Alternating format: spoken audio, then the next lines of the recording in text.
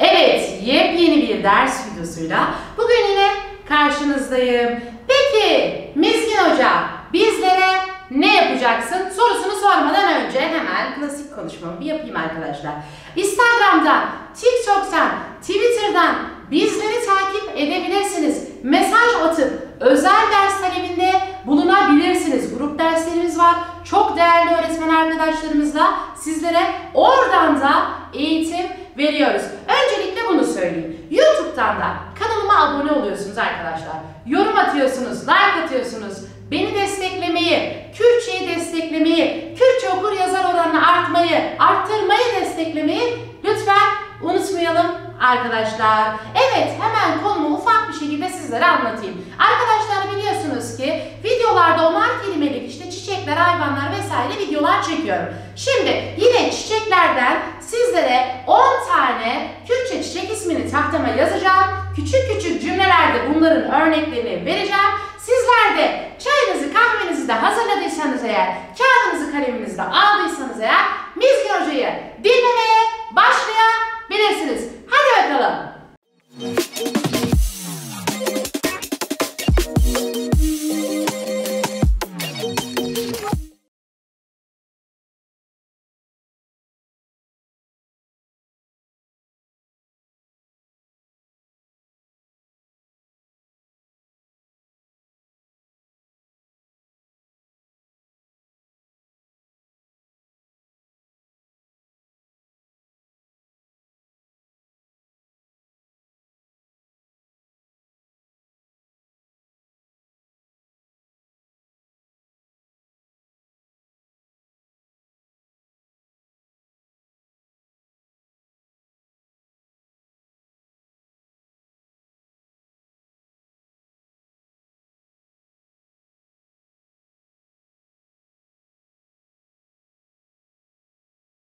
Evet arkadaşlar, ne yaptım? Sizler için tahtama güzel 10 taneye yakın kelimemi yazdım arkadaşlar.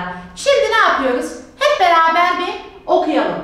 Karanfil, mehık, mehık, sümbül, sümbül, nilüfer, avrut, ters lale, güldehuin, defne, kar, kar,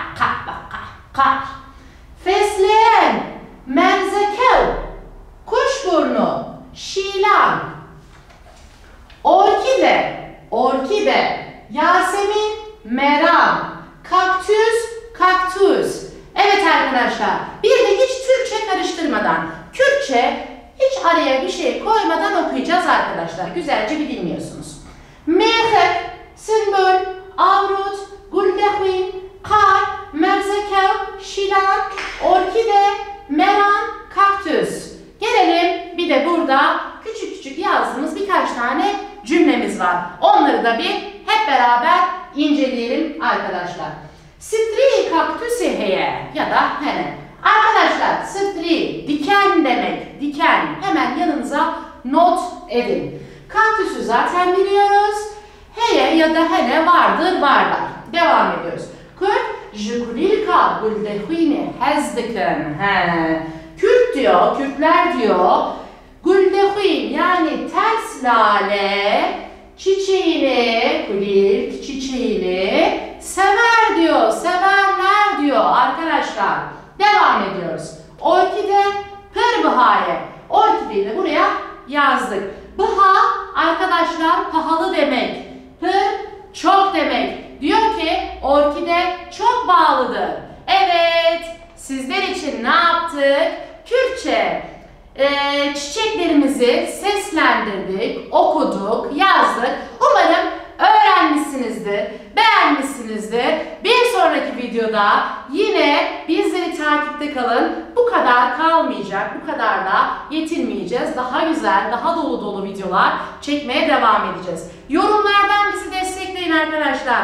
Like atın, beğenin, abone olun. Instagram'dan, Twitter'dan, TikTok'tan beni yalnız bırakmayın. Kürtçe okur yazar oranını hep beraber arttıralım.